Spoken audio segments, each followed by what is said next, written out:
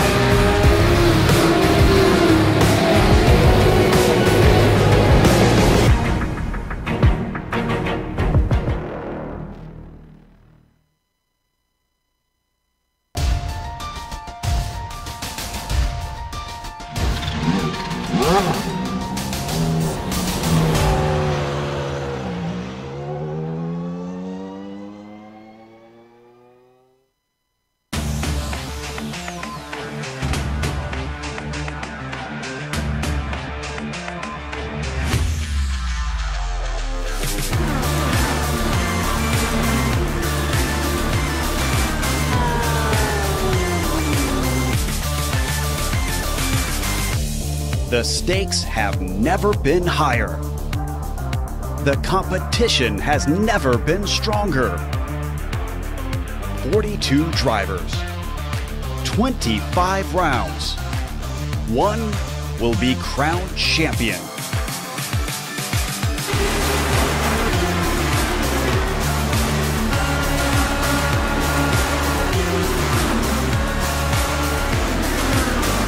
Competition, commitment, excitement. This is Lionheart. You're watching the premier American Open Wheel Series on iRacing. The Lionheart IndyCar Series presented by First Medical Equipment starts now.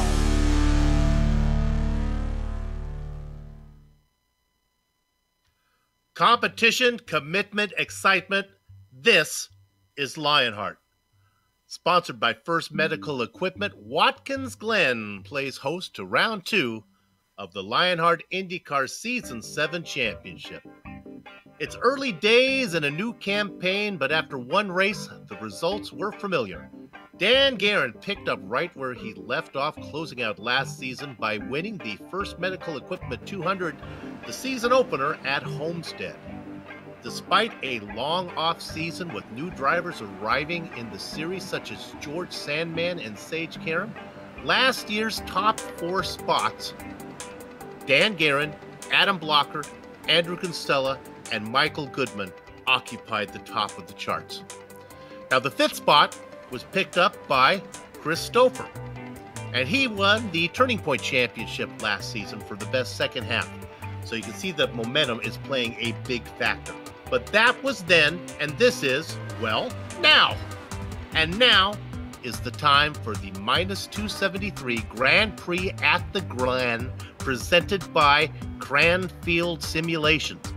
You can see all the virtual IR18 racing action from green flag to victory donuts live as it happens right here on the Global Sim Racing channel via the iRacing Esports Network.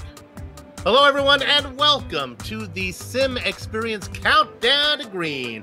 Over the next 15 minutes, GSRC will bring you all the storylines, all the stats and facts you'll need to appreciate the, let's take another shot at this one, -273 Grand Prix at the Glen presented by Cranfield Simulations. That will immediately follow after the Countdown to Green. And here to do all of that is yours truly, Bill Soupson, joined way up in the press box by Richie Hearn. Amjad Yaman has director duties, armed with cameras locked and loaded by Dougie Beard.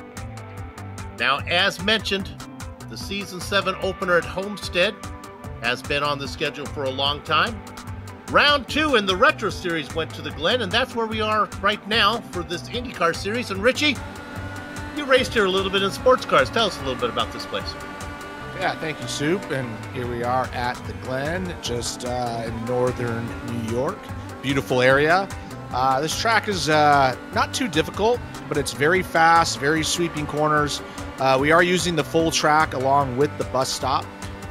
There's some great passing opportunities, most notably into turn 1 and at the back end of the straightaway with a little bit of draft into the bus stop. There's some tricky sections, uphill, downhill. We got a little bit of everything. This should be an awesome event to watch. Probably the best way to get an experience for you fans is to jump on board that GSRC lap guide.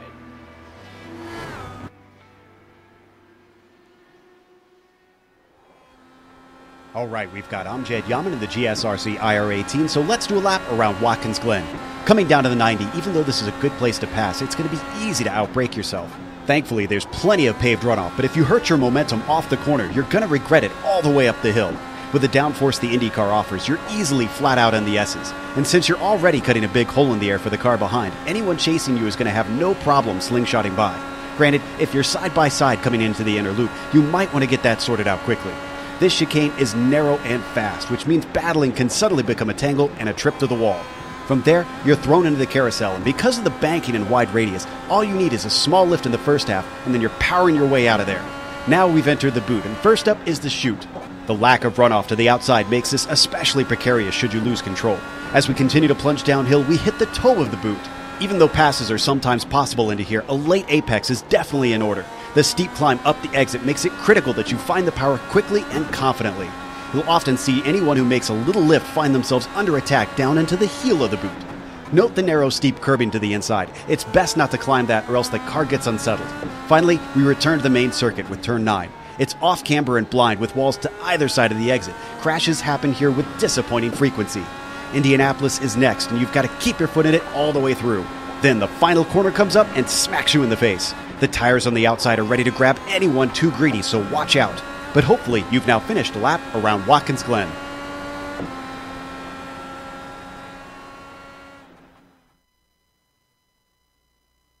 And there we are. There's the lap around Watkins Glen with the bus stop, the whole track. As you can see, this track is not very forgiving. It's a real man's track, so if you go off, you're going to hit something. This Countdown to Green is brought to you by the Sim Experience, the makers of AccuForce Pro V2 Complete, the premier professional racing simulation steering system. The key to the AccuForce Pro's incredible realism is the groundbreaking direct drive motor control system, providing a driving experience that, when combined with today's best racing simulators, it's as close as you can get to driving the real thing. For more information on the entire Sim Experience ecosystem, including the SimVive software, the 3DOF, Stage Series Motion, and GS5 G4 Seat, visit www.simexperience.com. And please use the promo code SimXLion to get 5% off the SimVive software. All right, now let's go ahead and take a look at the points after one race. With only one race in, these pretty much mirror the results of the opening round. Of course, these points are presented by First Medical Equipment. Look on here, baby. Familiar names everywhere. The only rookie you want to see is down there in 16th. We'll talk about him a little later. But this is a place where veterans go to see their names.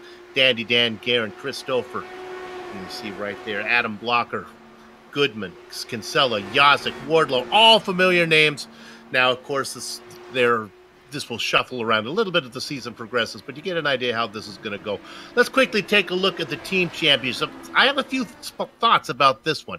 Adrenaline Motorsports, that's the red team out there in front. Now, they got Locker and Kinsella. I don't know if that's enough. It really might come down to how many points they can get from this new guy, Brian Carey. What can he chip in? Synergy East, I don't think they have a prayer with only Dandy Dan Garrett and Dustin Wardlow. They really got to get a third guy. I don't think two guys, no matter how well you are, it's going to get you a championship. Adrenaline Motorsports, I like their setup really well. That's the black team. I like Branch, Showen, and Stouffer. I like them to make a run at the red team, although I disapprove of Adrenaline Motorsports using red and black. Let's be more creative to differentiate between those teams. Synergy West and Skidmore around that top five. All right, now we go to Richie. He's going to talk a little bit about the rookies. Yeah, here we are, the rookie standings presented by Butt Kicker. We got George Sandman up front, although he's not much of a rookie, but he is to this series. He's leading the standings by 4 points over Carey, 5 points over Brandt. If you look down in 8th place, we got Sage Karam, Real World IndyCar driver, down in 8th spot, 19 points down. Had a little struggle in the first race. But he is super fast, so I expect to see that kind of improve for him. And we got a nice, good mix of rookies, so it should be exciting as we go through the season. The Lionheart Premier Fixed Setup Racing League for the Dallara IR18 on the iRacing service. Well, for the Lionheart guys, that's considered to be the Premier Setup Racing League. And, of course, we honor the memory of the late Dan Weldon. And now, for better or for worse, back by popular demand, it is Professor Lugnuts lecturing from his setup corner. Professor, what the heck are we talking about today? We got some Beetle talk going on, right? You know, Jeter, I really prefer the McCartney era of wings. I prefer my wings. Oh, these people need it. These people need it. Pull that microphone. He's coming. The professor is here. Sorry, let me get this. Turn that off. Probably the most distinctive feature of these Indy cars, Soup, is those front wings. You know, they're really important pieces of the car. They really have 4 different parts. It's like the nose cone, the main plane, the upper elements, and even the end fences. Well, the main plane and the upper elements, well, you know, that's where the whole Bernoulli principle comes in. Bernoulli? Yes, Bernoulli, that guy. You know, it creates that magical downforce effect that we talked about, that these IR18s could get, and they get that high quartering speed with. But listen, that nose cone, it's like a cylinder, and it extends all the way up just before those suspension mounts. It's put there to mount the wings. It really helps facilitate those, obviously. But an important secondary function of those is it deflects the air to the top and sides and the underside of the car in a smoother manner, helping to create, well, more downforce. So then those are the end. We had those end fences, and that's the part that people just don't really pay much attention to. Those end fences on the outer edge of the front wings are shaped like quartered sections of a cone, and they have a very, very important job deflecting airflow over the top of the wheels. Why is that important? Well, wheels spin and they create vortices. Vortices, Soup, that's a $20 word, in the air, in that dirty air. And it makes all the aero devices on the back of the car less effective. Well, you know what? I think right now that wraps up the tour of these lesser-known parts of the front wing. Next time we'll come back with something a little fresher. I dated a girl named Vortices. She was a good girl. All right, thank you, Professor. Hey, Professor, are you still there? Do you think Paul McCartney took all that into consideration when he was naming his band? No. Oh, okay. No. Not at all. Not at all, sir. Professor Lugnut, he will be back every week. You don't want to miss that. Clearly the highlight of the broadcast. All right, with that out of the way, let's go ahead and now look at series details. Richie? Yeah, here we are, and these series details are brought to us thanks to Minus 273, the premier name in karting gloves. For more information on Minus 273's full line of gloves and apparel, visit minus273.biz. Use promo code LHRS for 25% off all orders. I'm going to get me some of those. All right, here we are, the series details. We're in Season 7 of the Lionheart IndyCar Series. We're at round 2 of 24. They do allow 3 driver drops. We haven't applied that yet to the points. We're using the new Dallara IR18 as well. The setups are fixed, but they are adjusted. So they are not just right off the website there. We're working on cash and prizes totaling $9,652. So pretty good prize pool to work for. All right, I think we almost got all the business out of the way. Let's take a quick look at the weather, and then we can get down what's going out on the track. Richie, what do you think? Yeah, here we are for the weather. It's not so bad. 72 degrees, 96 track temp. It's a little warm, but not too bad. A little bit of wind coming out of the west by 11 miles an hour, so it should be a good day for racing. Pretty even out. So I think we'll see some really good lap times coming out of these guys. All right, let's talk lap times right now. We have 40 driver entry names on the entry list. Sage Karam, no surprise to be up on front top. Richie was talking about how fast he was. He is 0.2 of a second faster than Adam Blocker. Newcomer, David Martinez sits up there as well in third. Connor Harrington is always fast in fourth. Doesn't matter getting his car to the end. Yeah, Sage Karam knocking down a 24.6 out there. He's got almost 2.5 tenths, about 2 tenths over Adam Blocker. Sage has obviously driven this car in real life, and so he knows what he's doing, and he's showing it right now.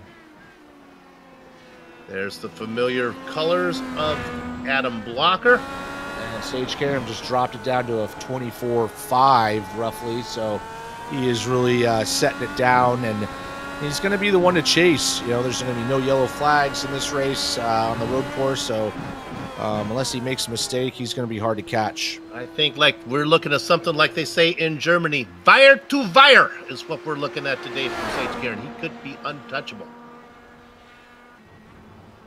Here we are, 5 seconds left. 5 seconds left. He's not going to get this lap in, but Brian's sitting at 14th position right now. All right, with qualifying done, let's go to the grid. We'll take it a row at a time as they have a pace lap to do. On the front row, it's Sage Karam. He's going to be flanked by defending champion Adam Blocker. Richie? Yeah, next is newcomer Damon Martinez starting third, and right next to him is Michael Goodman. He's fast, but can he get it to the end? I'm talking about the number 44, Connor Harrington. He's going to be inside of last season's Rookie of the Year, Stefan Larkamp. Next behind them in the next row is 77th will be Dustin Wardlow and Dan Guerin, winner of the last race. And favorite Tyler Graff sits in the 9th position. Here he is. Entered the Sandman, George Sandman in 10th. And series regular Andrew Kinsella, always fast. Never qualifies the greatest, but he has great strategy and great speed. Starting 11th. Justin Weaver starting 12th, right next to him. In the Baker's dozen spot, it's a rookie, Brian Carey. He's going to be inside of veteran Brian Yazek. Starting 15th is going to be Brian Beard, and right next to him will be Justin Kirby. We got Brian Carey, Brian Yazek, Brian Beard right after each other there. Justin Kirby in that spot.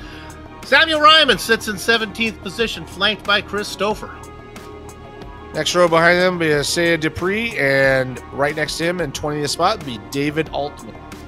Richie Hearn hails from Las Vegas right now. Hidden Blackjack is Scott Bolster. In the double duck spot, it's the meat man, Bob Mikas. Starting 23rd will be Joe Flanagan, and right next to him will be Brandon Limkerman. Big field. Joe Branch and Paul Jenkins go 25th and 26th. Starting 27th will be Jason Robarge, and next to him will be Joe Hassard. George Anzaldo and Scott Johnson fill up the next row. Starting 31st will be Chris Lanini, and 32nd will be John Hill. In 33rd, it's Bart Workman. He's going to be inside of Brian It's Not Easy Being Greenlee, who starts 34th. Starting 35th will be Ken Hacker, and starting 36th will be Tony Schoen. 37th, last car to put in a qualifying time, Robert Bluen.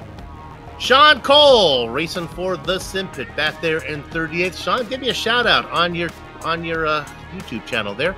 Ron Hacker in 39th. Mike Rigney in 40th. That's the entire field. 37 put in qualifying times, 3 did not. They are rolling now. We have onboard cameras to look at. First one we're going to take a look at here will be, like that's they're coming at you. First one we are looking at is going to be, there you look at Connor Harrington in the Cransfield simulation car.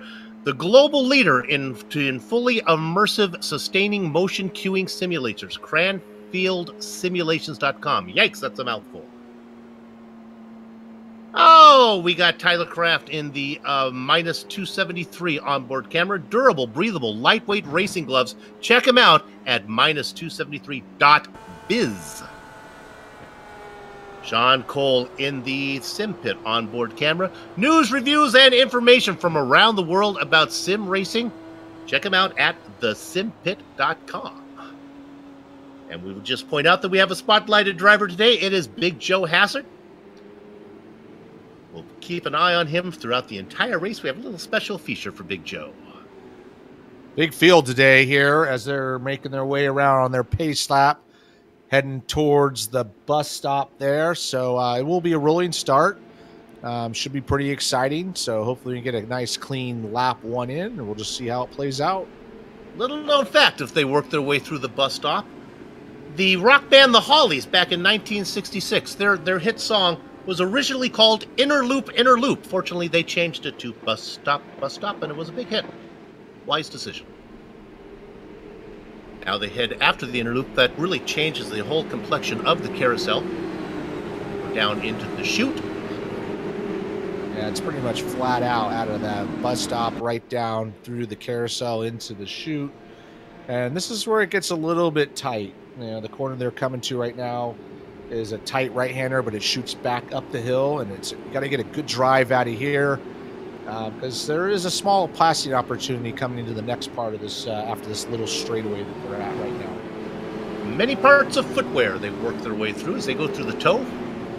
Now between corner 7 and 8. I call it the sole. That's not the official name, but then they go into the last part of your boot, the heel.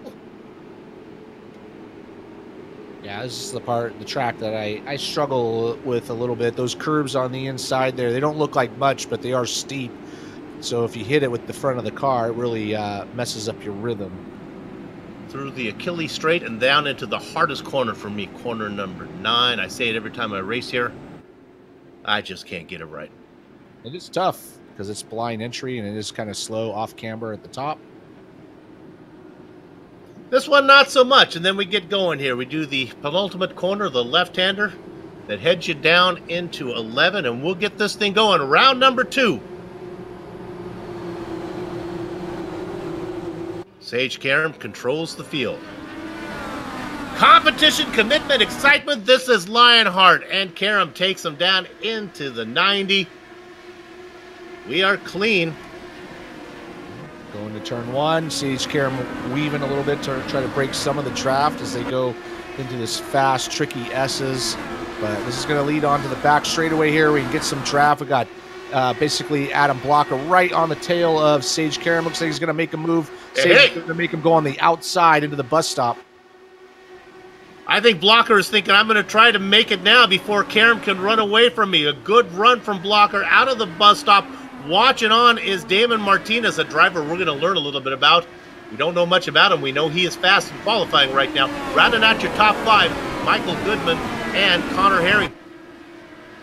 Yeah, very clean start. We got a nice battle for the lead, but everybody's single file, but everybody seemed to get through that first lap. It's a long race here, so you know, it's got to be patient and just see how it plays out for everybody. So far, so good. Uh-oh, we've had big trouble.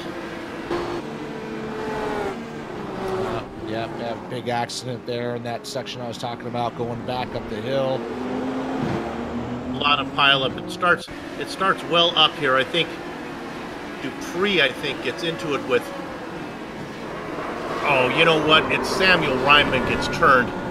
Yeah, he gets hit from behind and just turned in front of everybody. Yep. So it's a heavy braking zone there, so it just kind of causes all sorts of havoc. A lot involved in that one. I would say at least 5 cars. There you see Stouffer gets into the back of Ryman, turns him into Prix, and then they continue to pile in. One more look. The Karam is out in front safely. Just kind of gets run into right there, then he turns right into Prix. Unfortunately, that's going to take a couple of good cars out of this race. Come back live. Yeah. Oh, we got an accident in third place. Oh, we got a big one. Ooh, big wreck. Holy moly. Goodman involved in it. It really started from the rookie Damon Martinez. And he just made a mistake. Yeah, it looks like Damon just gets a little wide here, gets up on the grass, loses the rear end, and just spins right into the guardrail, back across the track, and nowhere to go. A fun onboard will be from Dan Garrett. He gets a look at a lot of action. He's about the 4th or 5th car on the scene. You be the driver. You pick your racing line. Dan Garrett, winner of our last race and the race at the end of the season, so he's going for 3 in a row. But here he is. You can see his view. You see cars flying around, and you just got to pick a line and go for it. So nice job, no damage. So move Dan up to 5th spot. But, very unfortunate for those involved in that. There's some cars working around some lap traffic right now as we are working lap number 3. Yeah, meanwhile, Tage Karam is just kind of just taking off. He's already got a 2.5 gap over Adam Blocker. And you're correct to say Adam was trying to make that pass early on, so he didn't have to fall back. But because of that accident with Damon Martinez, that's put Connor Harrington into 3rd, but he's a healthy 3 seconds back as well. And then there's a nice battle here with Stephen Larkamp and Dan Guerin running for 4th and 5th spot. While we look at that battle, take a quick look at our plasma track race analysis here, see how far we're going and where our pit window is. You can see today that we are going 37 laps, pit window about 20. You know what? I don't believe that is, I believe that is the pit window from the Retro Series. I believe we're only going, we're going to get an update on that one. That one didn't quite look right there. Because the retro cars, this is really fun. This will give you an idea of what the retro cars can do. The pit window, they raced the exact same race just last week. There you go, 37 laps. These cars are only going to go 13 laps. So we're looking at a 2-stop with a really tight window. Yeah, they burn a lot more fuel and have less fuel on board as well. So I ran that retro race, and it was real tight to make that 20 laps. These guys are only going 13. So we'll see a couple stops from them, take tires both times. And not much strategy, just pit and tires and just see how it works out. All right, so let's set the table for you. Karam and Blocker are running away, although they are nowhere close to each other. Also in 3rd position is Connor Harrington. He's safe. But then things start to heat up back here for 4th. Stefan Larkamp, who I made a falsely announced as the last season Rookie of the Year. I believe that went to Justin Weaver in the Moby Stinking Machine. Stefan Larkamp in 5th. Dandy Dan Guerin back there. Here's the Sandman, George. We expected big things out of the California driver. He's back in 6th position. There's Dustin Weaver and then Tyler Graff. Nice racing going on farther back. Yeah, we got a big train right behind Stefan Larkamp. And yeah, you're right. Justin Weaver won the rookie championship last year, but he battled all the way to the end with Stefan Larkamp. But right now he's got hungry 6 cars behind him trying to get that 4th spot from him as these guys come up towards to end lap number 4. Or lap number 3, basically. Yep. We're talking looky. You got rookies. You got Sandman in 6th. You got another one back there, Brian Carey. We talked about him in 9th position. Andrew Kinsella, the rookie or the veteran. And here is another rookie, Justin Kirby. Oh my goodness! And David Altman. Altman thought he had him cleared. Watch this. He had plenty of time to see him. Yeah, this is a really tricky spot. You got to get on the power really hard, and he just kind of got sideways and spun out, but unfortunately collected a couple other cars, and once again, it's going to end a couple of races early for some David, I apologize. You did not have a lot of time to see him. You got there pretty quick. And Altman is still racing right now. He is in 13th position. Might have got away with one. Yeah, I'm not seeing any damage on his car, so he might have got away with one. It's just driving right through it. So he is in 13th spot. He started 20th, so let's go to 4th. Man, nice job to him. There is a hungry dandy Dan Garrett on the back of Stefan Larkamp. Boy, he took a peek going into the heel. That's a real tough place to pass as you come into that place and you break in on a downhill section. So it's easy to overdo it, but Dan definitely looking to try to get that spot from Stefan. And as they come onto the front straightaway, just kind of have to tighten it up a little bit so you can get that run down the backstretch into the bus stop. They go through the 90s, a little bit of a runoff area here. They don't abuse it quite like the IndyCar drivers did at COTA this weekend in the real world, which I really enjoyed. Yeah, you can go off wide on turn 1, but you have to bring it in real quick as the grass comes up. And if you hit that curb just wrong, it'll just kind of bottom out and split you over into the guardrail. I know, I've done it. I can report that Kinsella just made a pass on Brian Carey. No big news there. He moves up into 9th position. Carey did a good job of just holding this racing line. The real battle is for 4th, 5th in this little area we've been watching here. Not much going on up front. The top 3 podiums are running away with it and distance from each other. Yeah, they're all separated out by quite a bit. The best battle is for that 4th spot with Stefan Larkamp and Dan Garrett. They got a little bit of a gap to George Sandman running in 6th. Started 10th. Great start for him, getting up to 6th spot, but he's got some hungry people, Dustin Wardlow and Tyler Graff right behind him as well. You see that group, and you can look right over the car at the top of your screen. That's Connor Harrington in 3rd. If you're a fan of Connor Harrington, cover your ears right now, but if there was ever a driver that can make lemons out of lemonade, it is Connor Harrington. Connor, you're out there all by yourself. You got a 3rd place car. Let's bring it home in 3rd today. Yeah, he was fast last year. He had some really good runs, but he had some bad luck as well. Kind of took him out of the points battle, but he's running strong right now in 3rd spot. Just needs to hold steady and just kind of see how it plays out as these tires wear off. There you can see the interval, and here comes that pass. And here comes Dan Garrett. Yep. Looking to the inside, and he sticks it in there and sticks it in there into the bus. Oh, he lost it. Easy, boys. They check up behind him. They do not get into each other. Man, he just caught that curve a little bit wrong, kind of bounced the car. And fortunately, he didn't hit anybody, but he's going to lose a lot of position. So, but Stefan Larkamp. Stay on this, director. After we get this, can we get a quick jump up to Larkamp's car? Because I think Larkamp was really off the pace, and they all just kind of ganged up on him here. Watch him come. They come from all directions on Stefan. It gets worse. And right now, Stefan's working to hold back Andrew Kinsella. Maybe he got a slow down penalty, Yeah, he might have got a slow down penalty, absolutely. George Sandman has moved up to, looks like he's up to 4th now. Yeah, that was it. They came on him. So Larkamp goes back to 6th. Nevertheless, a great job of contact avoidance from all those drivers. So what happened there? You said it. So after Garrett spins, after he got 4th, he lost it. Sandman then capitalizes. He's now in 4th. Tyler Graff in 5th. Way to go.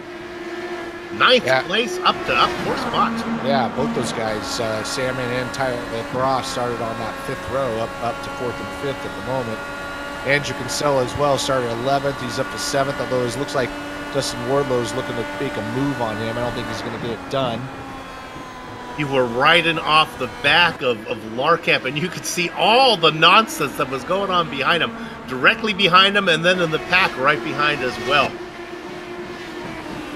Couple drivers that are really hungry. If we can go back, I don't mean to jump you around too much, but 7th position, Andrew Kinsella. He's up 4 spots. Yeah, he does this almost every race. Doesn't qualify particularly up front, but he does a good job in the race with his strategy and just making his moves when he can. So Andrew Kinsella up to 7th from 11th spot, and looking to get that 6th place from Stefan Larkamp. Although, Hey, Dan Garrett trying to come back after his little incident. He moves up into the 13th position. Oh, Andrew Kinsella made a mistake coming onto the front straightaway. He's got Dustin Wardlow and Brian Carey and Justin Weaver all over the back of him. So right now, Andrew Kinsella's got his hands full. He's not really worried about Stefan so much. He's lost that gap. He's worried about holding on to that 7th spot. I can report that Joe Canagan Flanagan, he was racing in 30th position, put the car in the wall coming out of the bus stop. His day is done. Got a couple of big movers in the back of the pack. Mike Rigney up from 40th to 21st. Also Sean Cole from 38th to 22nd. So those guys are doing a good job keeping it clean at the moment. Yeah, talk about Sean Cole in 22nd position. This is going to hurt my chances of getting a mention on his YouTube channel. He didn't put in a qualifying time, so both Rigney and Cole do not get any love from this commentator. Put in a qualifying time, boys, and we'll give you more credit for being the hard charger. Hey, there is, though, the SimPit onboard camera. I want to talk a little bit about the SimPit while we have that there. I'll do that right now. Here we go. SimPit, you know what?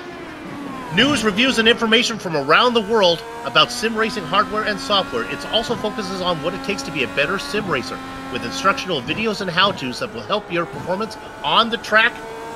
Check them out at thesimpit.com. That's how we do it. And the battle up front is the same as it was. Sage Karam got a good, healthy 3-second lead over Adam Blocker. Adam Blocker's got a healthy couple-second lead over Connor Harrington, who's got a big lead over George Salmon. So those top 3 are pretty much locked in at the moment. George Salmon's got Tyler Graff looking to pick up his draft, but the real battle is back here with Andrew Kinsella. He's got Dustin Wardlow, Brian Carey, Justin Weaver, all those guys hungry for that 7th position. Based on the reputation of George Salmon, he'll be a tough catch. Then there's Tyler Graff. Being up front this early is really not his forte. He'll have his work cut out for him if he can stay ahead of guys like Stefan Larkamp and Kinsella and Wardlow who are coming. I don't mean to downplay Graff's ability, but pace is really not his strength, and it's the ability to stay out of trouble and race with good pace and bring the car home. Yeah, his lap times are pretty good. I mean, George is in front of him is running 25.1. Tyler put in a 25.5, so it's not too far off. Unfortunately, those guys up front, Sage. Unfortunately, Sage looks like he made a mistake because his last lap was a 25.9. So, but he's got time to play with. Oh yeah, he got some lap traffic there. He had to catch up and get past. So. He's doing his thing. Like, I'm not surprised at all. He's been fast in every practice. Larkamp makes a mistake. Kinsella is going to get around him, as is Wardlow. I don't think he hit anything. Just trying. Oh, you know what? It was the car in front.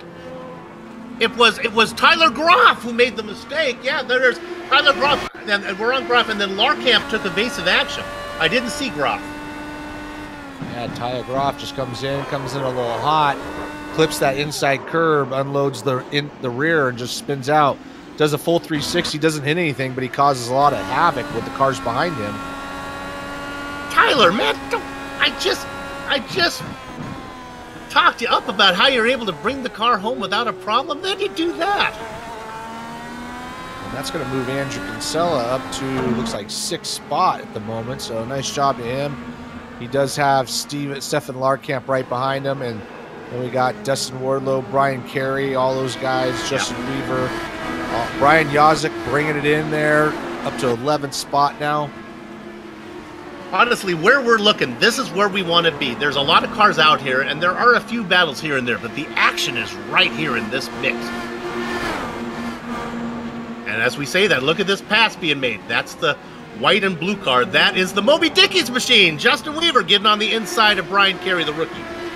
Yeah, make a classic pass going into turn 1. It's tough to brake for that corner, but you're on the outside, just kind of give it up. Looks like they're going through some lap traffic at the moment. But these guys are battling hard, but battling clean. That's the yellow and orange machine of Samuel Ryman racing a lap down now in 30th. Just keep swimming, Sammy. Yeah, you got to collect those points. It's a long season, so you got to keep going if you can. And you never know what's going to happen to some of the other gentlemen out here.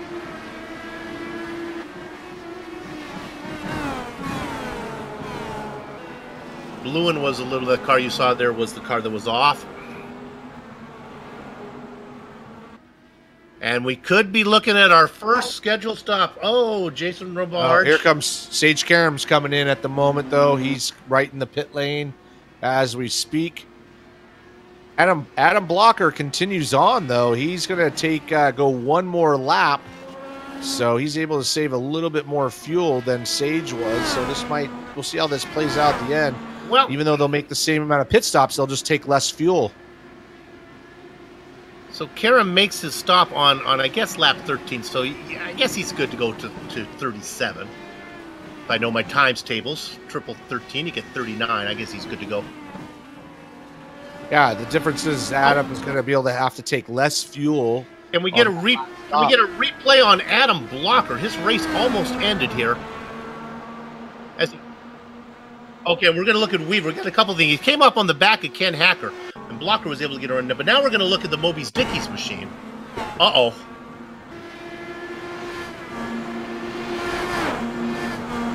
There's Weaver. Now, I did not see that. I'm watching this with you. Oh, locks it up. We don't need to go there. It was our leader, Adam Blocker, almost ran into the back of the stop car of Hacker who was out there, but that was okay. He was able to negotiate that. Took my breath away, though. Probably Adam's as well. Well, yeah, maybe Adam will come in and probably remember that one. Just Weaver did anything, but here comes Adam Blocker. He's coming to the pit lane right now. So we'll see how he comes out. Sage Karam is out there on the track. He is coming traffic. He's in heavy traffic, so it's kind of hurting his outlap. Adam Blocker's coming down the pit lane as we speak. Dustin Wardlow in. Brandon Lincoln just had a spin, nosed it into the wall. He's going to have to take a tow. They are biting the dust here. All right, Sage Karam going by the pit lane as he passes by Adam Blocker. Adam Blocker is out of his pit box. So we're kind of sorted out to the normal order. But we'll see how that plays out at the end. Who has to take a little bit less fuel. Boy, Blocker is out. Who is next to come around? Is it... Boy, Harrington is a mile behind Blocker. 11 seconds. Yeah, he must have had a problem in the pit lane. Interesting gap, then, is to watch Harrington now only 4.5 up on George Sandman. There's another stop coming. Right now, Dustin Wardlow's moved himself up to third spot with Stefan Larkamp in fourth. Let's go to seventh. They've all made their stops. This is our rookie Brian Carey under attack from the veteran Brian Yozik in his familiar HPP machine.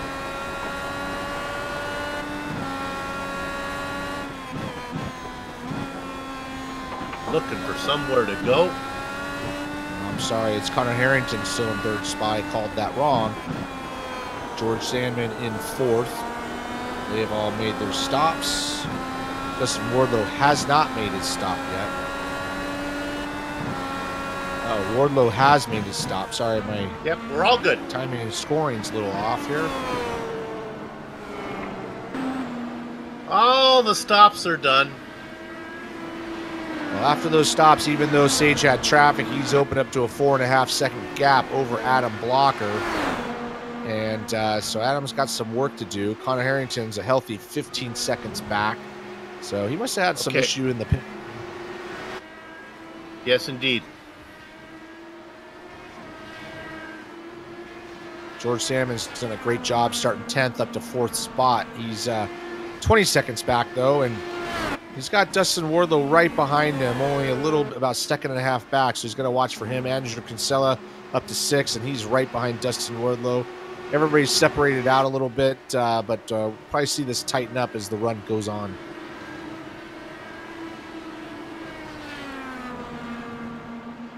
You know, it's funny. Our spotlighted driver in the first round was Big Joe Hazard, and we weren't able to get that in. So let's go ahead and take a look at Joe right now.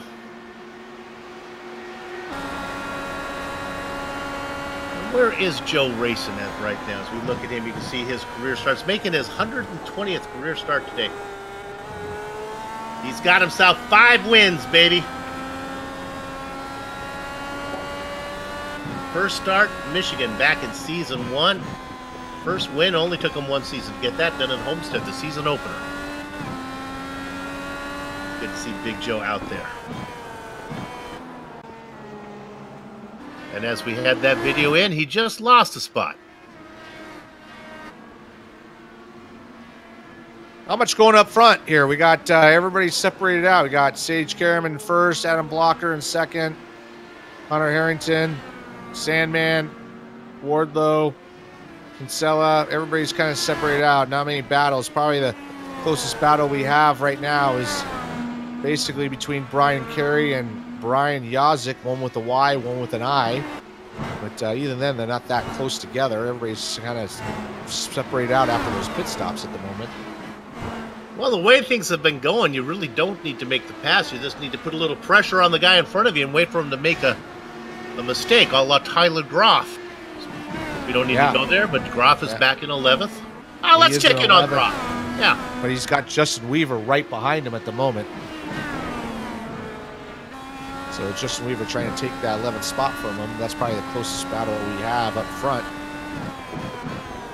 They got Brian Beard right behind him as them as well, so that's a close battle. No, Brian Beard's not that close, sorry, my bad. My timing and scoring's messing with my mind. Well, I'm telling you, when the technology goes, we're at a loss, man. There's Brian Beard. This is fun, though. He's coming up on a nice little battle. These guys are a lap down. This is for 29th position. This is Ken Hacker in a battle with Jason Labarge. Brian Beard gets on the inside. Scott Bolster's going to sneak through and steal a spot. Nope, Bolster's even one more lap down. He goes by, but even that doesn't pick him up a spot. How many cars on the lead lap, Soup? 23! Yeah, we got 23 cars on the lead lap. Some of these cars that are lap down had some problems early, so it's not like Sage Karam is blowing everybody away, but he is moving along pretty quickly. He's running 25.4 was his last lap. Here's a fun little look. Let's drop back a little bit farther down here. In 19th position is Bart Workman. He is closing up on George Anzaldo. We've been jumping you around a lot. If the drivers will behave, why don't we take a second and watch a little racing right now, and these guys negotiate up through the S's. And I think Bart Workman is hungry. Yeah, George, inside. Yeah, George is going to give him the inside here, too. Doesn't do a block, but doesn't Bart Workman kind of backs off going into the bus stop, and he's going to try for the next corner here. But yeah, this is a good little battle here. Even though it's 18th and 19th spot, they're battling hard.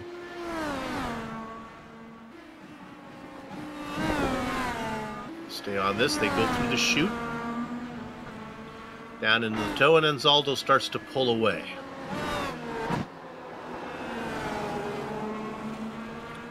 Things settling down a little bit since early on. Go ahead. Yeah, I was just going to comment on that exact thing. I mean, I'm surprised at how much everybody's spread out after those pit stops. We had some great battles going on, but you know, really the closest battle up in the top 10 is going to be between Brian Carey and Brian Yazik, but even then that's not that close. They are coming up on some lap cars though. As we watch this battle, some drivers that are missing, that are out. Big names: Christopher, Bobby Mikas, Chris Sleepy Lanini, Michael Goodman. A lot of those drivers caught up in that early accident. Cousin Dupree, Isaiah, out of this race. Yeah, it's unfortunate. I know these guys put a lot of time in practice, and to be out that early is disappointing, but just part of the racing. Andrew Kinsella holding 6th spot, but he's got Brian Carey and Brian Yazik right behind him, so this thing's starting to tighten up for that 6th spot a little bit as they come up to turn number 8 and 9.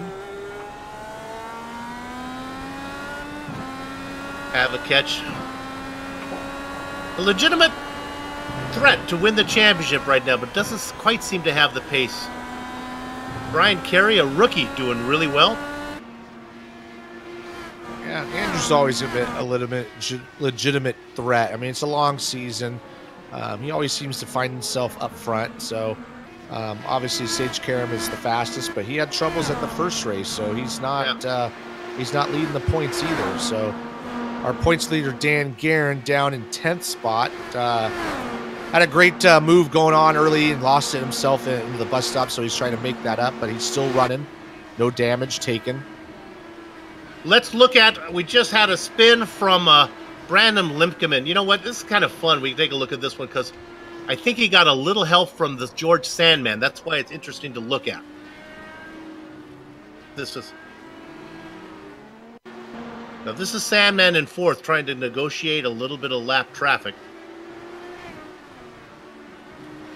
Yeah, Sandman in the draft there, coming into the bus stop. And I can't tell if he hit him or not. I don't know either. It looked like Brandon just kind of lost it, kind of went in a little bit fast. Here's an onboard shot. You should get a good view of this. And it looks like he kind of backs off, and maybe Brandon was looking in his mirrors, kind of got in there a little hot. Yeah, let's give George the benefit of the doubt there. All right, let's check back in on that interesting battle there of Kinsella and Carey and Yazik. Now, what's interesting, this battle for 6. Remember we checked in a while ago, it was Carey that was under attack from Yazik, the Battle of the Bryans. Well, the Bryan with a Y has pulled away from the Bryan with an I now, and now Carey is on the back of Kinsella and coming. Yeah, he's coming pretty hard. He's in the draft going on to the back straightaway, so we'll see how if he can pulls up on him here. It's not going to be close enough to make a move, I don't think. But he's putting the pressure on Andrew, and they are coming up on a couple of lap cars, it looks like. We got Paul Jenkins in 27th. Yeah, and right in front of that lap car is Dustin Wardlow. So this is starting to tighten up a little bit. And then right in front of Dustin Wardlow, you can see in that long shot is George Sandman. So we're starting to get a little bit of a battle forming for that 4th through 8th spot. This will be fun. I cannot talk informatively on many issues, but I do know how to race well as a back marker. Let's say I'm Paul Jenkins for a minute. Let's see what kind of pastry he's going to get at the next Back Marker United meeting, whether he'll get the stale donut or one of those fresh new bear claws that we're getting from the bakery across the street. Yeah, looking at the lap times, George Sandman ran a 26.7, and Andrew Kinsella, Carey, and Yazik are all in the 25.9s, 26.1, so they are closing in on Sandman in 4th spot. Sandman's got a little bit of traffic to negotiate. He's going to go run the outside into the S's, but he's going to have some heat coming on him pretty soon. Same thing with Dustin Wardlow. And that brought Carey and Yazik in the battle there. Now, Paul, you took the kind of inside line to try to get out of the way as we look at this battle. Oh, my goodness! That was Carey squeezing Yazik onto the New York Alfalfa, but he keeps it going straight. They preached at the Back Marker United meeting to leave the inside line open. That was kind of what we like to do, but what do we know? I haven't raced in a while. Times have changed. This has also brought Stefan Larkamp up into this battle, so we're getting basically a 4 or 5 car battle for that 4th spot. With that said, they'll be coming up on the back of Tony Schowen. And Guerin's not too far behind, so we're going to get a pretty close battle. In front of George is a pretty big gap, so he's kind of leading this train, and I'm sure he's starting to feel the heat a little bit, but this is going to get interesting. Don't need to go there, but Ken Hacker had a spin racing in 30th. I think his day is going to be done. Add another one to the drivers who did not get to the end. Looks like that lap traffic kind of split that group up a little bit. Dustin Wardlow pulled out on Andrew Kinsella, so now it's just Andrew holding off the 2 Bryans.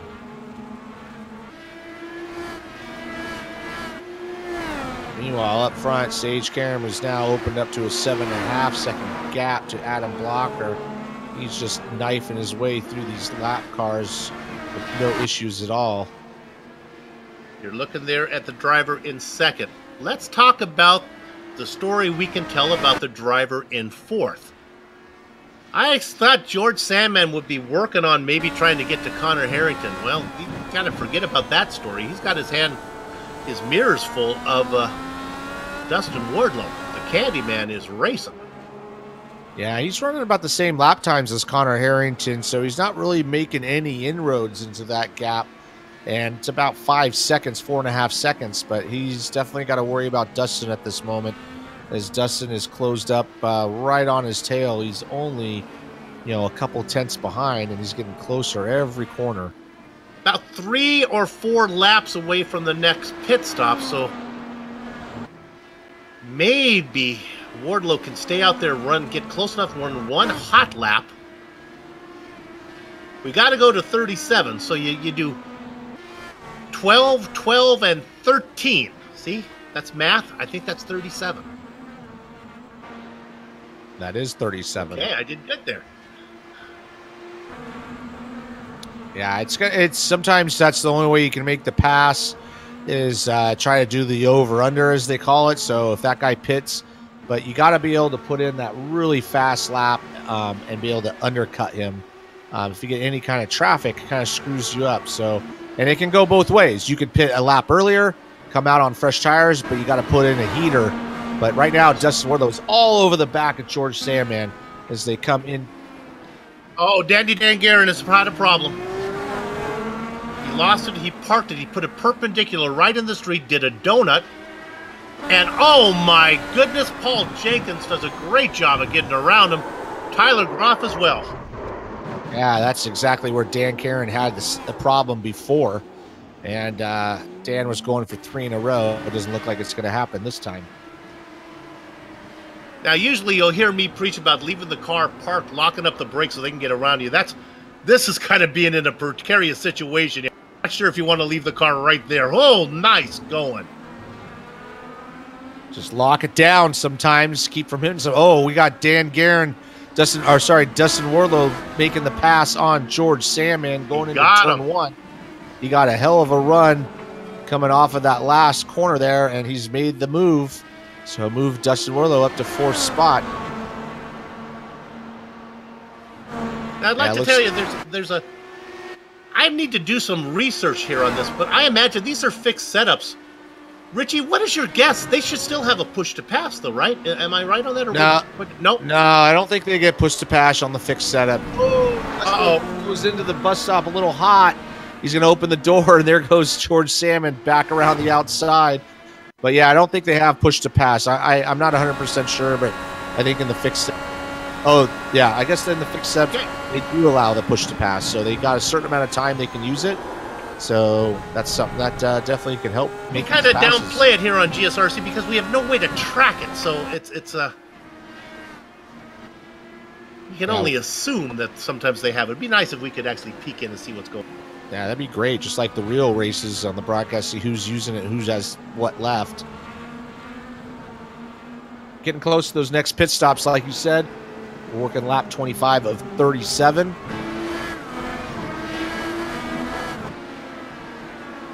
I think they should make the drivers go out and pick up trash after the race to pay for their push to pass. If you use them all up, you got to pick up 7 bags of trash. But if you don't use them, you only have to pick up 1. That seems fair. This is thinking outside the box. All right, up front, Sage Karam doing his best, pulling away. He's still at 7.5 gap to Adam Blocker. Adam Blocker doing a good job, just doing the best he can. Sometimes if you have a second-place car, it's all you can take. Connor Harrington, same thing, hanging in there in 3rd spot. Pretty quiet up there. Best battle. Oh, here comes Dustin Wardlow. He's going to look to make a move. Here he comes on the outside, and George Sandman. Oh, he's not going to be able to make it. That's a tough spot to make it, but he is all over the back of him. Going to try to go to the outside now as they go to that right-hander up the hill. And here comes Havacatch. Kinsella will have a run as well as Salmon's going the wrong direction.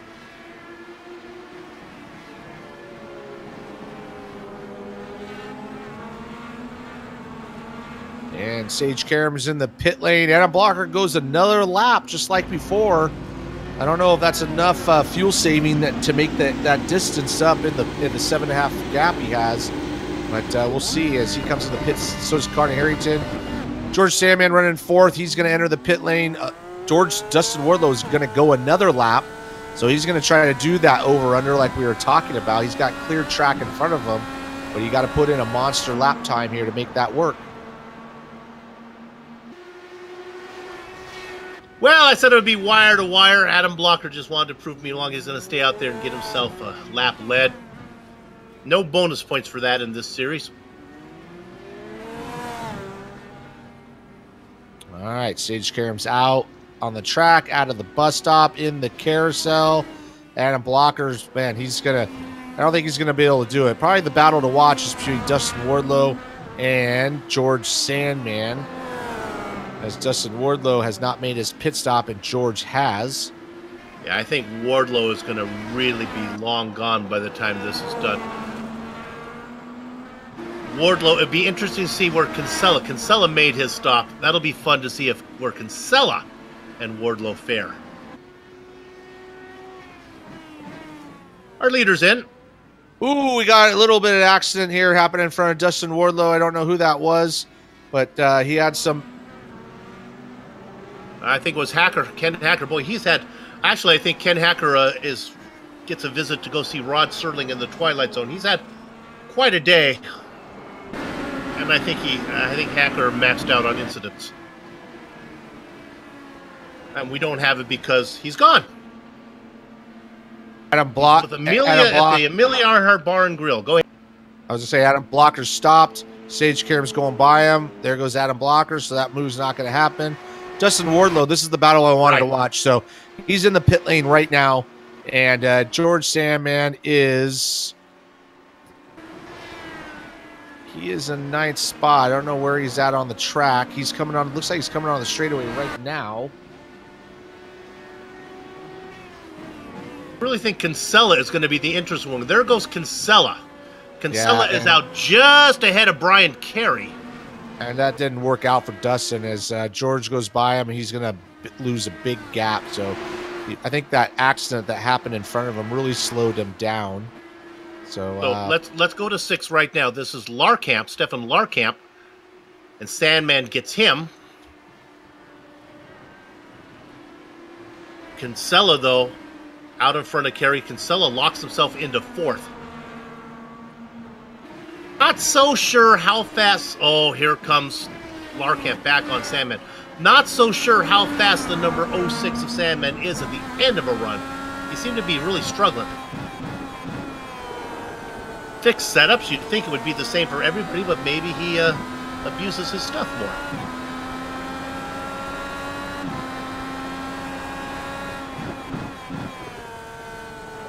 All right, so as these pit stops sort out, Sage Karam back in the lead, Adam Blocker in second, although he made up about a second on it, Sage Karam, but he's still 6.5 seconds behind. Connor Harrington back in third, all pretty quiet up front. I believe George Sandman's going to rotate back up into 4th spot. Andrew Kinsella is still out there, though. He has... did he make his second stop? Yeah, everybody's good. Kinsella has got himself into 4th. He had the pace and ran long, and he got that pass made. If we're looking at this battle for 12th, we haven't talked much about these guys. Brian Beard up 3 spots to be racing in the 12th position, but here comes David Altman with a run. He's already up 7 spots, looking to make it 8, but he's going to wait a bit. They go through the 90. Let's see if he... Oh, no! Save it there, David! It was not a commentator's curse, or was this a commentator's jinx? That was just a little curse, a baby curse.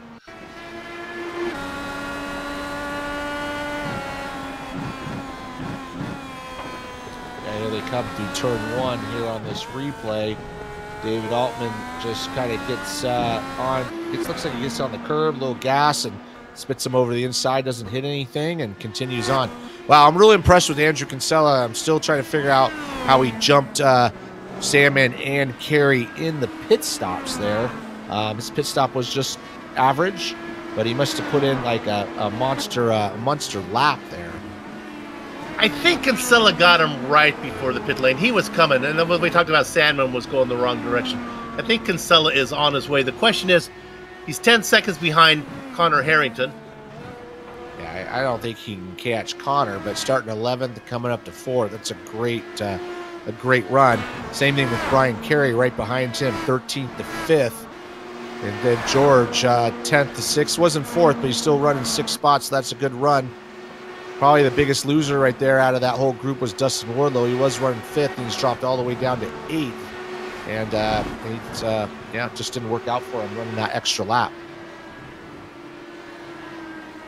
Harrington sitting there saying, "Come on, Soup, give me some love. You didn't think I was going to be able to bring it home? You're doing a great job, Connor. You're in 3rd. 8 more laps, baby." 8 more quick laps here. Sage Karam just blowing the field away. And like I say, I'm not surprised at all. He's been fast in every practice session. Adam Blocker doing the best he can to take the points he can get. He's a healthy 11 seconds, though, behind. He must have made a mistake or gotten some lap traffic because not that long ago he was only 6.5 seconds behind.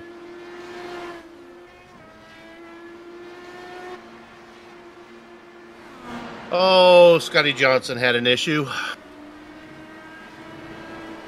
Take a quick peek at what happened to Scott. Looks like it was through the inner loop. Through the bus stop. Yeah, it looks like through the bus stop. Oh. Those curbs are tricky, and it just kind of bounces the car, and there he goes, overcorrects, and unfortunately that's going to end his day, I think. Add his list to the name of drivers who are out. There is Connor Harrington racing in 3rd. Cranfield Simulations is a high-technology automotive simulation brand with a unique heritage in aerospace and professional motorsports. Wow, founded in '97, the company is acknowledged as a global leader in fully immersive, sustained motion queuing simulators. Oh my goodness, that sounds good. Offering an exclusive product tailored to you. Check them out at cransfieldsimulation.com. Wow. That's got some NASA going on there. All right, top 3, 4 guys are all separated out. Pretty quiet all race long between those 3, and then Andrew Kinsella moving up to 4th spot. He's got Brian Carey right behind him, though. He's not too far behind. They're coming up with some lap traffic, so that should get interesting. George Salmon's trying to tighten that back up to get back to that top 4. Let's look at 17th position. I thought this guy was done. This is Sam Ryman. Just made a pass on George Anzaldo. They're 1 lap down. I don't know if George is done yet. No, George is right on the tail of Sam as they go into the bus stop. So these guys are battling hard for that 16th, 17th, 18th spot. Sam felt really good through the bus stop, though. Yeah, when you hit that thing right, it just works right. But it's such a fine line to hitting those curves just correctly that, you know, as we've seen some of these guys make mistakes and they hit those curves and it sends you off. But it does feel good when you do it good. When you do All right, it right. We talked about Anzaldo. He left. Ryman leaves him behind. But now here comes another battle for 19th. This is John Hill and Brian. It's not easy being Greenlee. And Zaldo does not look comfortable right now. I think these guys, Hill and Greenlee, are going to eat him up. Yeah, they looking are on George's car to see if there's anything that looks unhealthy. It looks good. Yeah, just sometimes you just get a little bit out of rhythm, and it takes a little bit to get back on that pace. But he does have John Hill right behind him as they come down the front stretch. Even though there's not a lot of racing going on up front, there's always some good battles today. Because you get a little peek down inside there was Brian Greenlee. Brian, a bit of a hot and cold driver. Sometimes you'll see him race up front. Sometimes you won't see much from him. We got a good battle here for 8th spot between Dustin Wardlow. We got Justin Weaver right behind him. He got a really good run out of turn 1. They're coming up through the S's. He's going to be in the toe. It's going to be decide. Dustin's going to give him the inside line, so he's basically given up that spot. They're going to go into the bus stop, and there he goes. Justin, nice job. Moby Dickey gets the better of Dewar's Candy.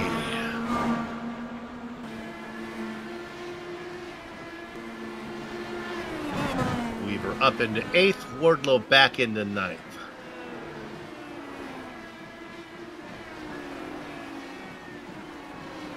Right behind these guys, remember Tyler Graff? I was talking him up earlier when he was up in 5th. Had a little spin, but now he's doing what he does. Gridded in 9th, going to bring the car home inside the top 10 if all goes well.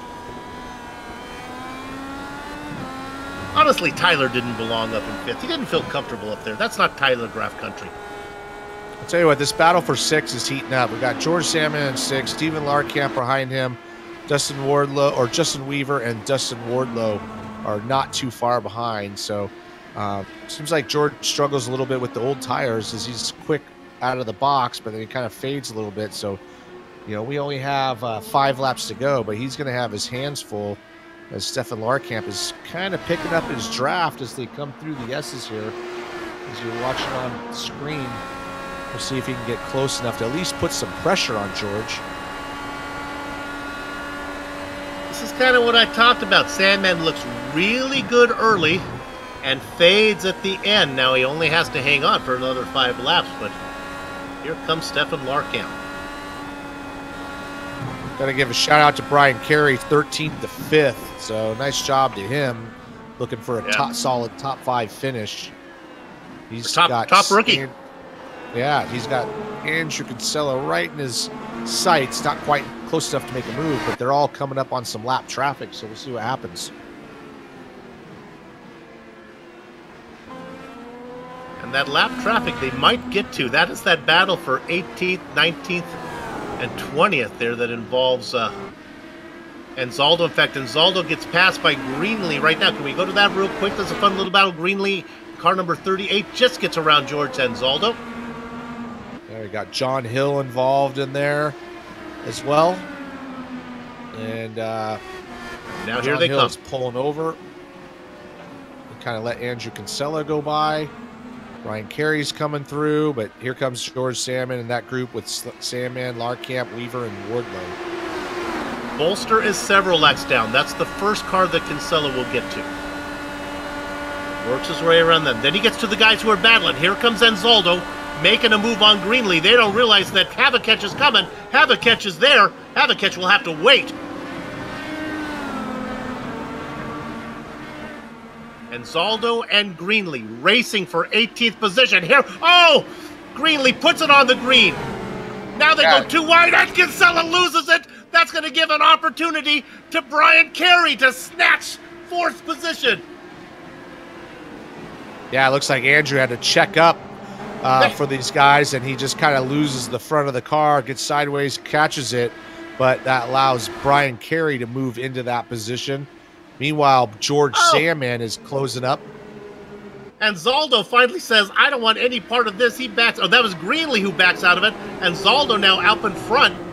Carey goes underneath. Kinsella goes underneath. Getting at the wall from the back. That was Greenlee and Wardlow get together. Yeah, and Larkamp drops some wheels off the track as well. He's going to lose that battle. But yeah, this is really interesting going on with these lap cars. Brian Carey leading Andrew Kinsella. We've got 3 laps to go, fighting for that 4th spot. We can go to Andrew Kinsella here. He is right on the tail of Brian Carey as they go through the first part of the S's. They're coming up the front straightaway. He's going to get this pass done. Depends on what he gives him. He's going to give him the outside, and he's going to go right on by. They got that push to pass, so I'm sure he's on it. Let's jump back 1 car back to Weaver. Weaver just got us around. Weaver just made the pass on Sandman there. That's what we were watching. Wardlow in the mix. Sorry, we were watching it on screen. Larkamp looking at it. Holy smokes. I went through a quiet section of the race, and now it's all picking up. Top 3 guys are all doing their thing. They know what they're doing, but this is where the battles are. Kinsella lost 4th for a little bit. He got that back. Carey would like it back. Weaver, Sandman, Wardlow in the mix. Larkamp in the hunt. And back there waiting to vulture the carnage. Tyler Graff in 10th. 2 to go. 2 to go. Andrew Kinsella back into 4th spot ahead of Brian Carey, but they got all these guys right behind him. Weaver, Sandman, Wardlow, all looking to make those spots up. Even Tyler Graff getting into the mix. He's closing up on the back of Stefan Larkamp.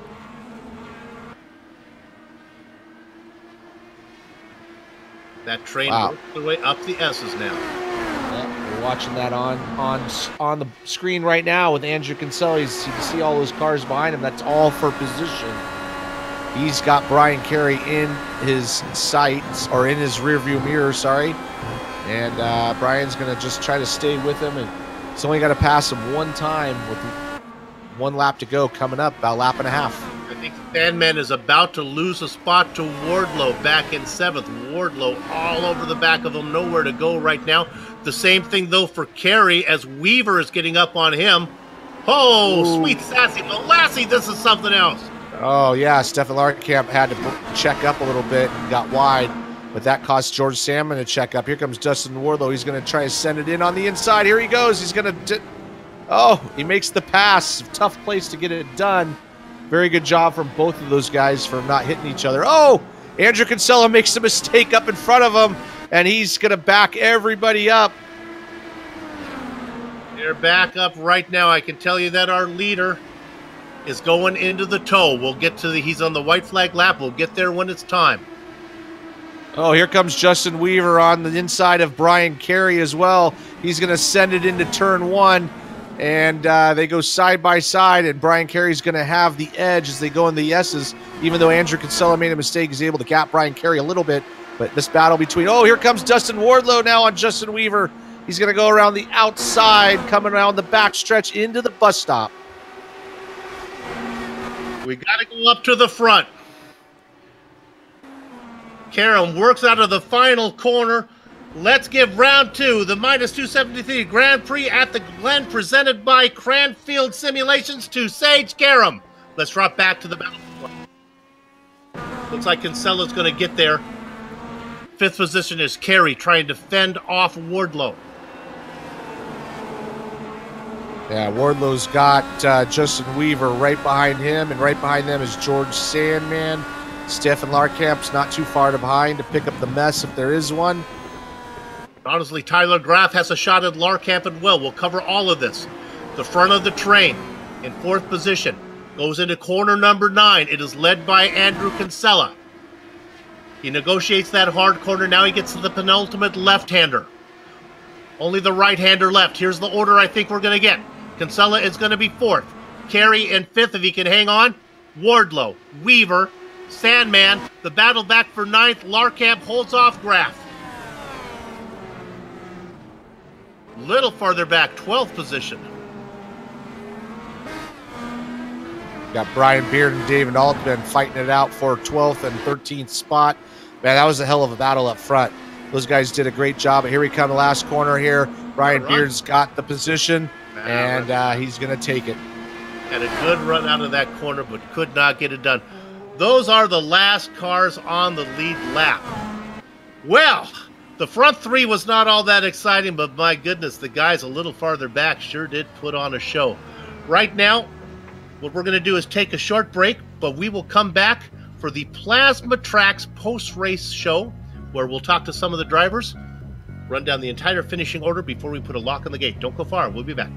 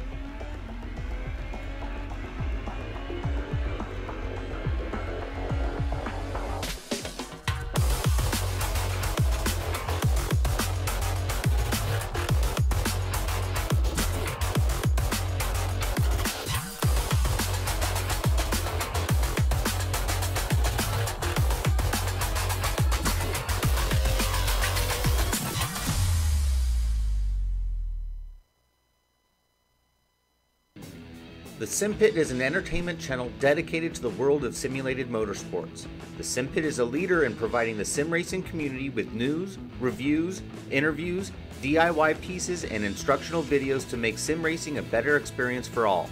Check us out at thesimpit.com or go to YouTube and just search for The Sim Pit.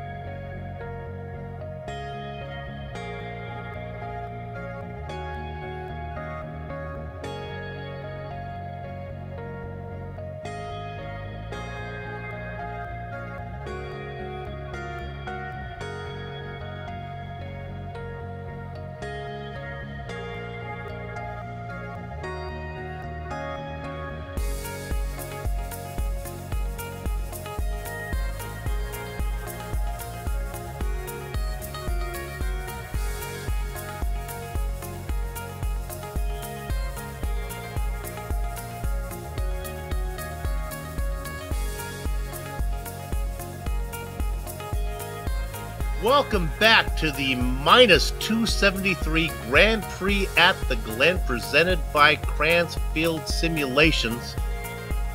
The pellet with the poisons and the vessel with the pestle, but the palace with the chalices, the brew, which is true. A little Danny K for you. The Plasma Tracks Victory Lane post-race show. My goodness, that is a mouthful that they give me. If you are like me and have trouble finding the perfect idea for the guy who has everything, here's what you got. You want to go to this website, plasma-tracks.com. Not only produces original racetrack wall art, motorsports trophies, home decor, and motorsports fabrication is also available. Easter's coming up. I can't think of a better Easter present than one of these wall arts. Words cannot do justice to the uniqueness of their wares. I'm telling you, it's something special. The only way you'll really understand what it's all about is to go there yourself, but I'm warning you, if you go there, next thing you know, you're trying to convince your family, look, I need one of these hanging on the wall right there. They'll say, no, that's where the big screen TV goes. You say, no, that's where the wall art goes.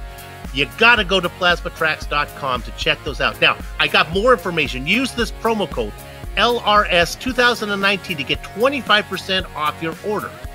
And now, let me bring you not 25%, but an entire 100% of this finishing grid here as we go to the Sims Pit finishing grid. Sage Karam. It wasn't wire to wire, but it sure did feel like that. Adam Blocker comes home in second. Let's give a tip of the hat and a standing ovation to Connor Harrington. He comes home in third, a very nice race, clean all the way. Andrew Kinsella really had to work for fourth position. Rookie Brian Carey, hey, a top five for him. Candyman Dustin Wardlow gets sixth ahead of the Moby Dickie's machine of Justin Weaver. The Sandman, George Sandman, back there in eighth position as he again started to fall at the end of that stint. Stefan Larkamp and Tyler Graff go 9th and 10th. Richie? Yeah, Dan Garrett comes in 11th. I know he's probably a little disappointed with that, looking for that 3 in a row, but comes in 11th. Brian Beard comes in 12th. David Altman, good run from 20th to 13th. Last car on the lead lap. 14th position is going to be Joe Branch. Bart Workman in 15th. Joe Hazard 16th. Samuel Ryman came back strong after that accident on the first lap. Come back 17th points place there. Brian Greenlee 18th. John Hill 19th. And George Anzaldo in 20th. My goodness, it's a feeding frenzy in the interview room as there are 6 drivers who want to talk to us. We'll start by talking to our race winner. Say, oh, I got more to. I'm sorry. Just in a hurry to get out of here. Let's go to 21st position. Sean Cole, he's never going to talk to me now if I don't have him on there. He gets 21st. Paul Jenkins, Mike Rigney, Jason Robarge comes home in 24th. 25th is Brandon Litkeman, Scott Bolster behind him. Scotty Johnson, Brian Yazik, we saw him race a little bit. He ended up losing it. He finishes 12 laps off the lead in 28th. Out of the points, Ron Hacker, Tony Schowen, Ken Hacker. This goes on for a while here. Others finishes up.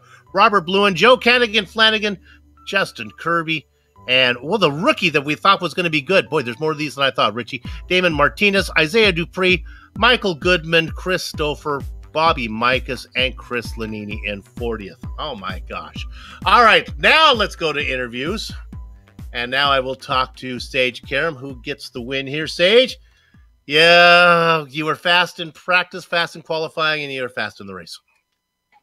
Yeah, I mean, it was a good race. The track was very, very difficult. It was a lot easier to drive in the Lotus, and then I came from the Lotus here, and originally, when I first started turning some laps, I think I carried over some bad habits from the Lotus for this car, and was struggling quite a bit early on, and then kind of figured it out, got in a groove. But for the most part, I really wasn't 100% comfortable. I crashed in both practice races, the last 2 nights, and was actually pretty nervous about this race coming in. So I'm just happy I got through it. I was, like I said, just nervous to get through it, and thankfully had a good qualifying. Didn't have to worry too much about battling too much. My goal was to just try and get the lead early, try and get a little bit of a gap, and once the draft was broke, just put my head down and turn some laps. I saved some fuel, but didn't save too much. I know Blocker saved a lot more than I did. It looked like, he was able to go another lap, and I probably could have stretched that and gone another lap, but it was just too close, and I didn't really want to save fuel. And at that point, I'm just like, if I save fuel or something right now, it's going to get me out of my groove, and I'm going to end up, hitting something. But no, it was good. It was a good race. I had a 1X on the second to last lap, so I'm pretty upset about that. If this championship comes down to 1 point, I'm going to be looking at that 1X. Yeah, something to remember. Well, that was a great answer. Good luck to you the rest of the way, and we'll see if you can keep it going. Yep, thank you, guys. Sage Karam gets the win today. Who you got, Richie? I think I got Adam Blocker here. Adam, you got a copy? Yes, I do. Well, Adam, I know you tried your best. Second place is obviously good. I'm sure you wanted the win. Sage just had that rhythm out there, and you didn't make any mistakes, but it's pretty quiet up front. Well, I did make one big mistake. With about 10 to go, I hit the wall coming out of the boot, and that cost me about 10 seconds. But besides that, yeah, I qualified second, which I kind of expected because I'm not the best qualifier. And then, yeah, I got a good run on Sage on the first lap. I was going to try to make the move early, and then on and just pressure him as much as I could. But then on lap 2, I made a big bobble in the bus stop where I almost ended up in the wall.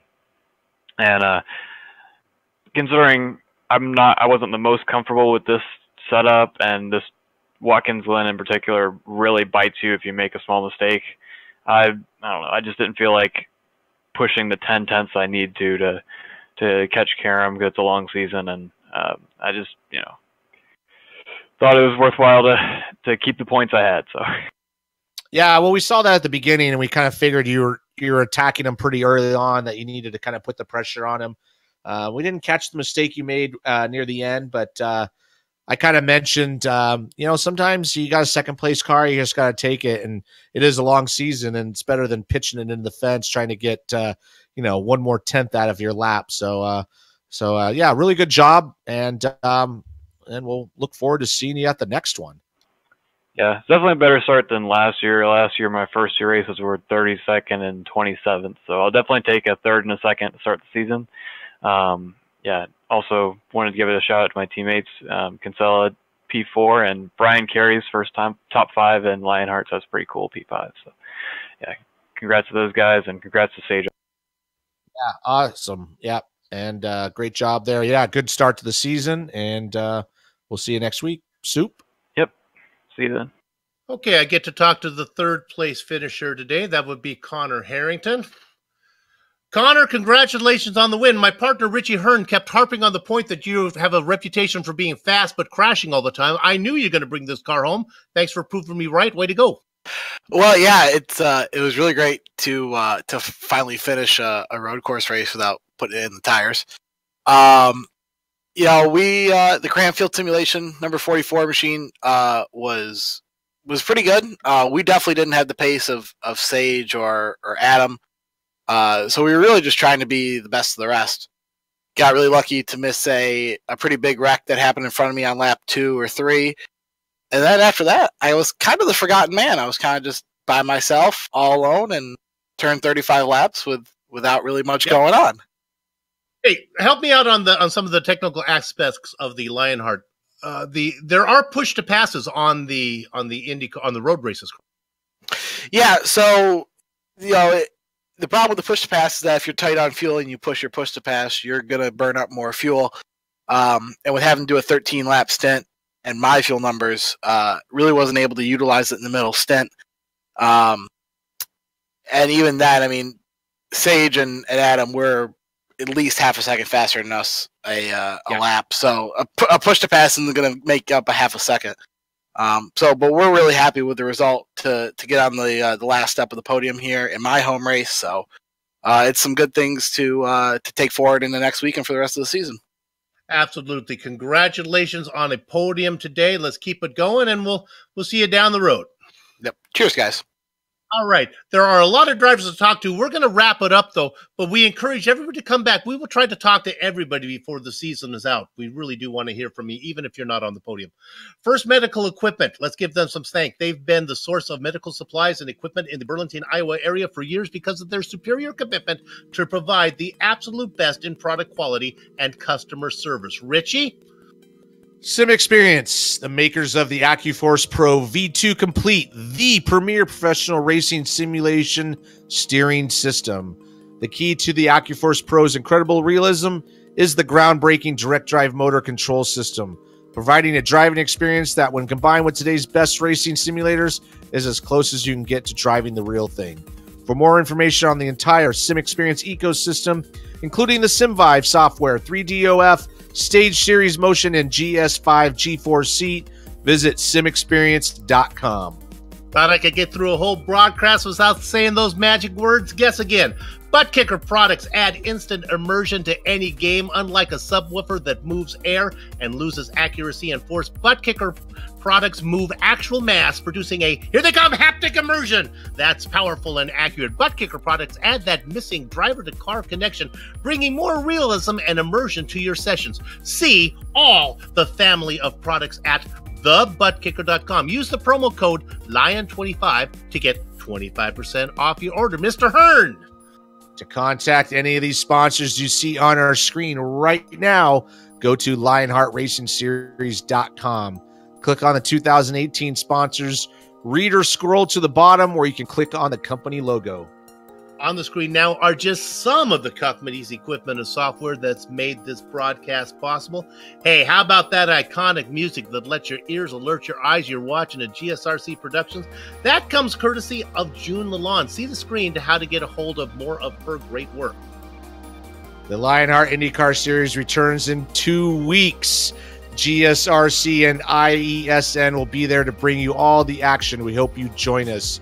The next broadcast on IESN GRC coverage of the Lionheart IndyCar Series from the next race is not Homestead. I think it's Sebring. Oh, it's not. There we go. Yes, and the coverage begins on 7:45 and next Thursday.